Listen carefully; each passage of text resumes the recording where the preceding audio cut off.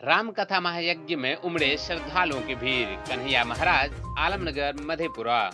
पानी टंकी मैदान में हिंदू नववर्ष पर आयोजित रामनवमी महोत्सव चल रही 9 दिवसीय राम कथा के दौरान भव्यता और धूमधाम के साथ श्री राम का जन्मोत्सव मनाया गया।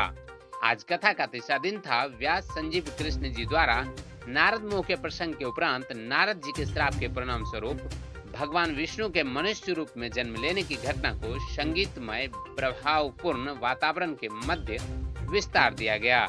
इस मौके पर श्रद्धालु भगवान श्री राम सहित चारों भाइयों के जन्म कथा का श्रवण कर झूम उठे। वृंदावन से पधारे कथावाचक आचार्य संजीव कृष्ण जी महाराज ने राम जन्म प्रसंग की ऐसी व्याख्या की कि श्रोता भाव विभोर हो उठे। कथावाचक के दौरान महाराज ने कहा कि यदि राम जैसा पुत्र चाहिए तो पिता दशरथ जैसा संस्कार जरूरी है। भगवान का जन्म असुरों और पापियों का नाश करने के लिए हुआ था। भगवान राम ने बाल्यावस्था से ही असुरों का नाश किया। उन्होंने कहा कि मर्यादा पुरुषोत्तम श्री राम का जीवन चरित्र अनंत सदियों तक चलता रहेगा। राम कथा में पिता के प्रति, माँ के प्रति और भाई के प्रति प्रभु राम का जो स्नेह प्रेम रहा सदा सदा के लिए अमर है।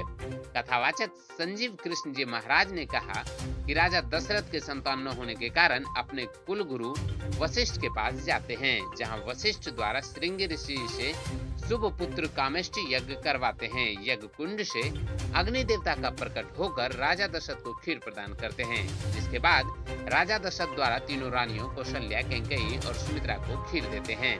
उस खीर के खाने से तीनों रानियों को भगवान राम सहित भरत, लक्ष्मण और शत्रुघ्न का जन्म होता है। इससे पूर्व आज राम कथा के मंच को और पंडाल को श्री राम भगवान के जन्मोत्सव को लेकर मेगा श्रृंगार के प्रोप्राइटर पूनम दास के द्वारा अमोल के सहयोग से अद्भुत रूप से सजाया गया था।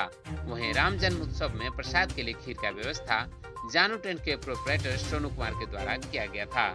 संपूर्ण पंडाल और पानी टंकी मैदान परिसर में आने वाले हर एक व्यक्ति राम जन्म के आनंद उत्सव में डूबा दिखाई दिया।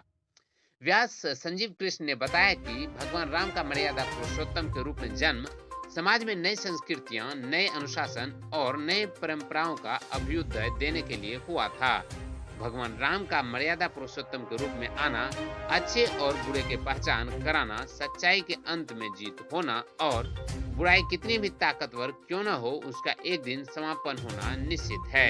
इन संदेशों की संपूर्ण जगत में एक अभिव्यक्ति मात्र थी।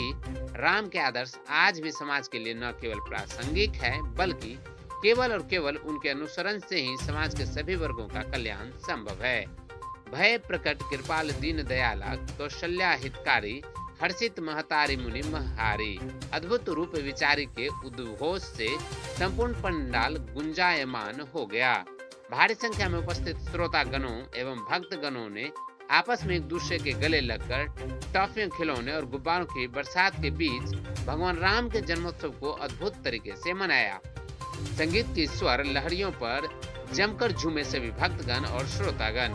इस समय भक्ति सरिता को ऐसा प्रवाह हुआ कि पूरा पंडाल एक रंग में रंगा नज लगा।